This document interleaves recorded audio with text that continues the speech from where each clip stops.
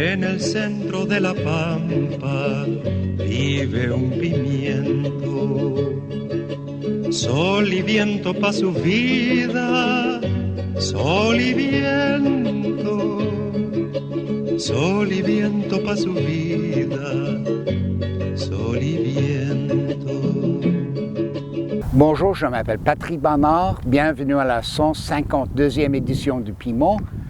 Ce matin, on va visiter la falaise Saint-Jacques avec le groupe Sauvons la falaise. Eux, ils vont avoir un jamboree parce que notre situation COVID ici à Montréal permet une espèce de célébration environnementale. We are going to visit the group Sauvons la falaise in the falaise Saint-Jacques this morning, right over there. They are going to have a jamboree, and Lisa Mintz of Sauvons la falaise is going to explain that to us. C'est Lisa Mintz du groupe Sauvons la falaise qui va expliquer son jamboree ce week-end. C'est un jamboree environnemental. Oui, cet week-end, nous avons un jamboree dans la falaise Saint-Jacques. Nous cataloguons toutes les choses qui sont dans la falaise, la biologie, les espaces des oiseaux, toutes les choses. Here we are, Lisa Mintz of Urban Nature in Montreal and of Sauvons la falaise, and we're in the falaise Saint-Jacques, which is an incredible kind of, I would describe it as a semi-tropical environment in the middle of Montreal next to all sorts of highway routes and other such things. And you're having a jamboree. Sauvons la falaise, Save the Falaise Park is having a jamboree this weekend, the 31st of July. What's going on here? So, Urban Nature and Sauvons la falaise and the Sierra Club with park people are hosting a huge event in the falaise this weekend. So we're gonna have bird walks, we're gonna have tree walks, we're gonna have butterfly walks, we're gonna have firefly events. We're gonna do all of these things every day for the whole weekend, and you are invited to come. Just check out Urban Nature Facebook page. It gives you all the information and the schedule. It's an iNaturalist Jamboree. The reason for Jamboree is not only are we doing the cataloging, but we have bird walks, we've got kids scavenger hunts, we've got butterfly walks, we've got even firefly walks, and tree walks. Seriously, this is a big event, and we've already got a whole bunch of people here at 8 o'clock in the morning to see birds. Oh, and it was really fun, so yes. Okay, and you're gonna enjoy it. Okay. Je m'appelle Marc-Antoine et je représente Urban Nature. Marc-Antoine, vous allez faire un répertoire des insectes, je pense, ce week-end, c'est ça? Oui. Alors, qu'est-ce qu'on fait? C'est pas juste les insectes, c'est tout. Alors, c'est avec iNaturalist et tu prends un peu, c'est juste le monde mettre leur observation sur le web. Alors là, ça va permettre au monde de savoir environ il y a quelle sorte d'insectes qu'on peut retrouver aujourd'hui si on cherche. Now, this is really the celebration in a way of the declining phase of COVID here in Montreal. And you're doing it by highlighting the importance of this piece of nature, right?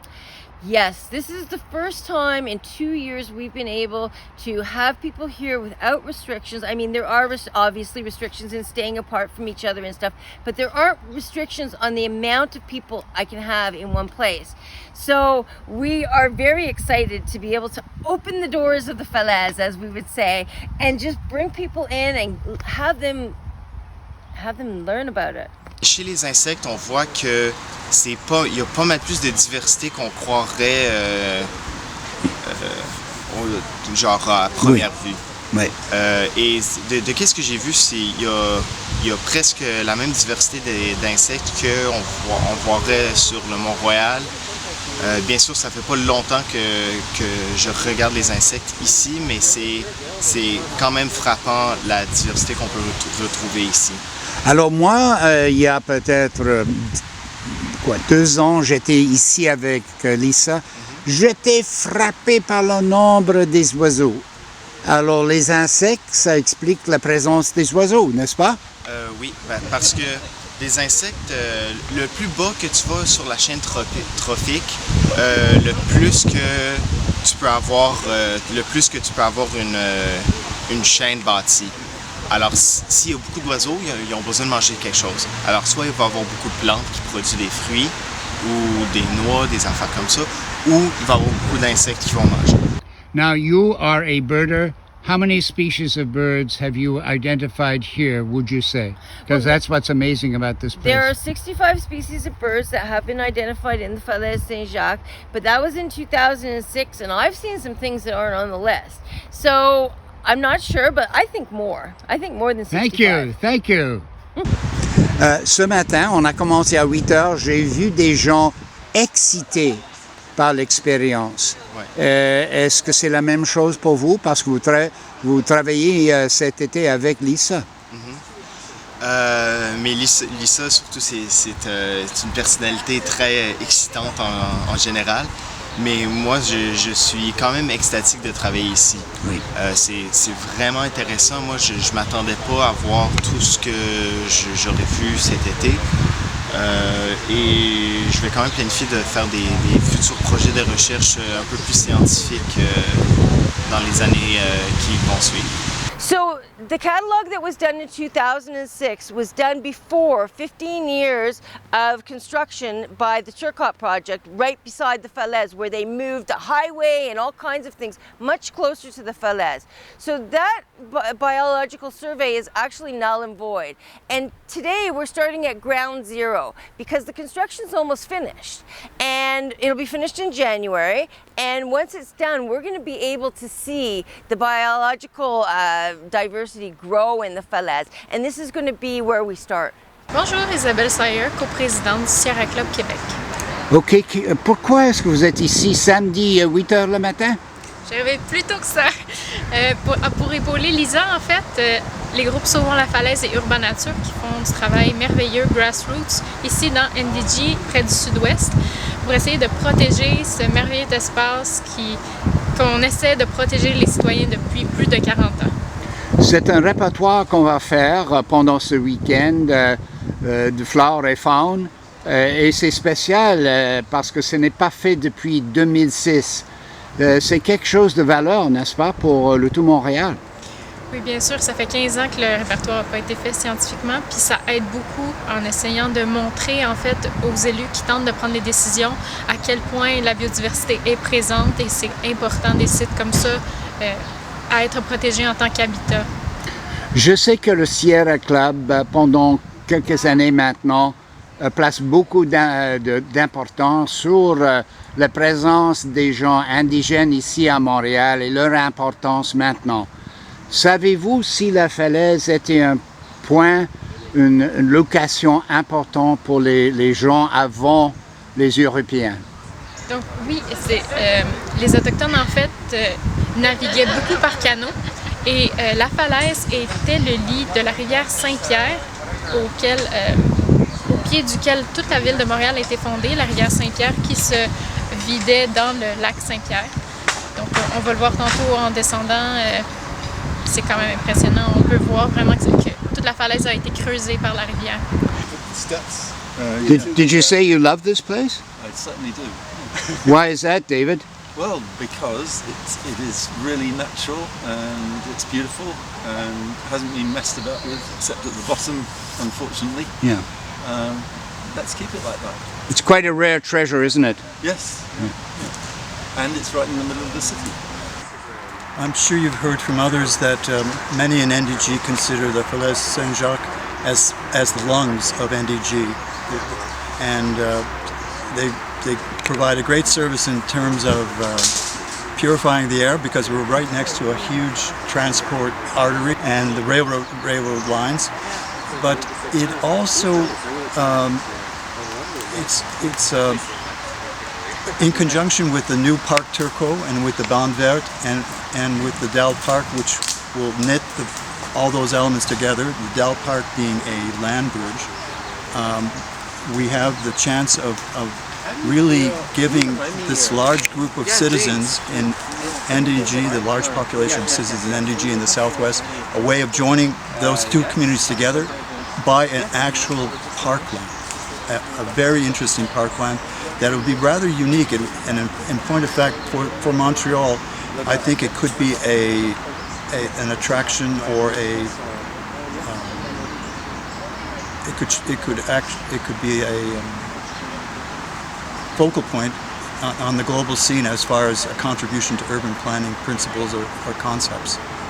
Well, I think the falaise is a long neglected piece of eco-territory, which really the profile should be immensely raised as to the importance of this and its historical value. It's a overlooked gem.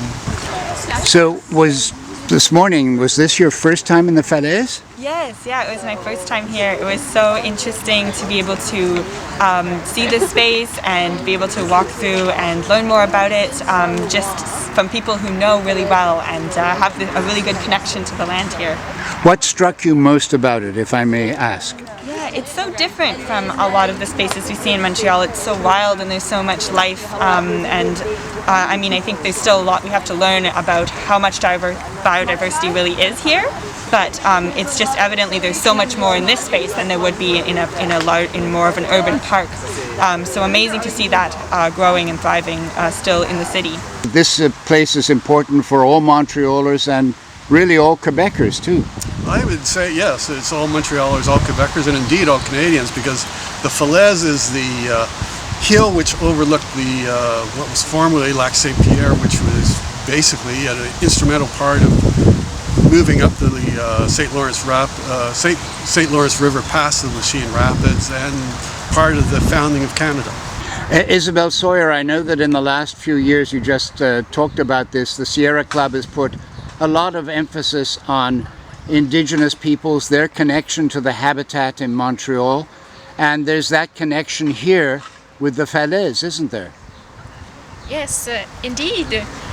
Indigenous people have used this, it was a waterway, so the St. Pierre River that went all the way to the St. Pierre Lake, and they used to travel by canoe, which was a very modern thing to do of them.